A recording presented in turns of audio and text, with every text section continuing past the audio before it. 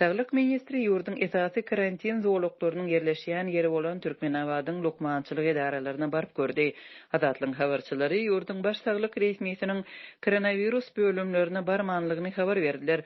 Şol gün Hytaýly hünärmenleriň bir topary yurda barıp karantina yerleşdirildi. Bu aralykda karantin zowluklarynda hastalar köpelýär, ýolbaşçylar bolsa yurtda koronavirusy inkar edýär. Adatlyň habarçylarynyň 14-nji ýanwarda aýtmagyna görä Saglyk ministri Nur Muhammed Aman Nepesow Türkmenabad şäherine sapar wagtynda koronavirusly hastalaryň ýatan bölümlerine barmandyr. Saglyk resmiýeti şäheriň keselhanalarynyň diňe käbir bölümlerini görüpdir. Hususan dol köp ugurly klinikanyň hirurgiýa bölümine, toksikologiýa bölümine we dializ bölümlerine barypdyr. Şeýle-de hastahananyň dermanhanasyndaky assortimenti bilen tanyşypdyr. Bu keselhananyň koronavirus hastalary yerleşdirilen karantin zowlugy 15-nji dekabrda karantin üçin ýapylan C bölüminde yerleşýär. Bu ýere köp hastalar agyr ýagdaýda kabul edilýär. Bu aralykda 14-nji ýanwarda prezident Gurbanguly Berdimuhammedow Liwap vilayatyna iş sapary bilen bardy. Prezidentiň gündogor sebet eden sapary koronavirusyň alamatlary bilen geçýän keselçiligiň güýçlenen wagtyna gabat geldi. Döwlet medeniýetiniň habaryna görä, prezidentiň Türkmenabadyň ruhyat köşkünde geçiren ministrler kabinetiniň maslahatynda döwlet durmuşynyň käbir meselelerini ara alyp maslahatlaşypdyr.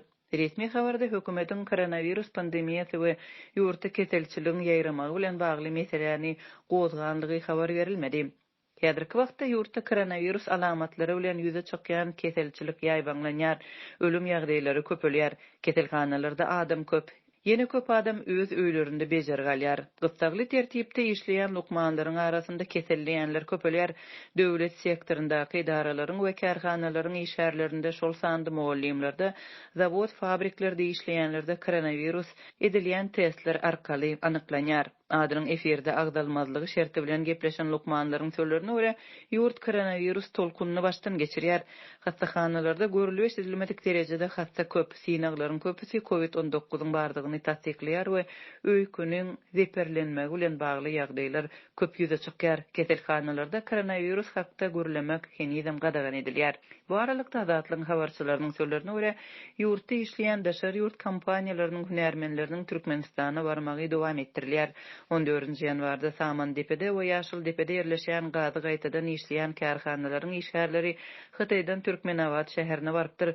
Türkmenistana baran 60-a goly Hytaý raýaty 21 günlük karantina yerleşdirilipdir.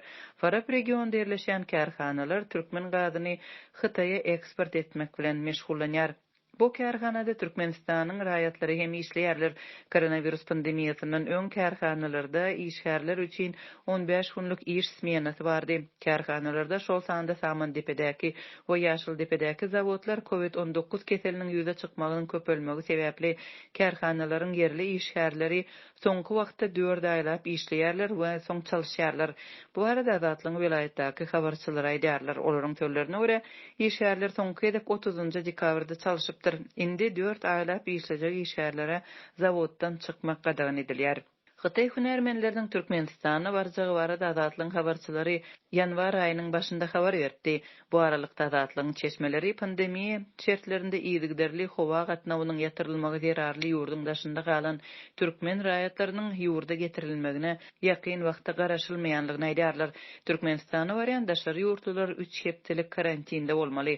Adatlyg 13-nji ýanwarda ma'lum bolşyna görä Türkmenistanda işleýän daşary ýurt kompaniýalarynyň birnäçe işgärinde soňky günlerde COVID-19 keseli tasdiklanypdyr.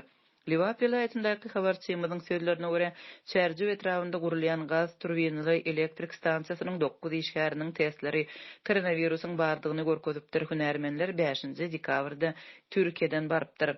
Bu aralykda Mardak habarçymyzyň habaryna görä Türkmenabaddan 120 kilometr uzaklykda Mary vilayatynda yerleşýän täze gaz gysyjy stansiýasynyň adyndan 4 işgärinde COVID-19-yň tapylandygy habar berildi. Olaryň Ukrainanyň raýatlarydygyny we Türkmenabadyň köp klinikasynda yerleşdirilendigini habarçymyz aýtdy. Türkmenistanyň häkimetleri ýurtda COVID-19 keseliniň hasaby almanlygyny resmi taýdan yglan etmek bilen karantin çäklendirmelerini barha güýçlendirýärler. Emma bütün dünýä Saglyk Guramasynyň teklip edýän ýurtda koronavirusy garaşsyz barlyklaryň netijesinde anyklamak mümkinçiligini kabul etmeýärler.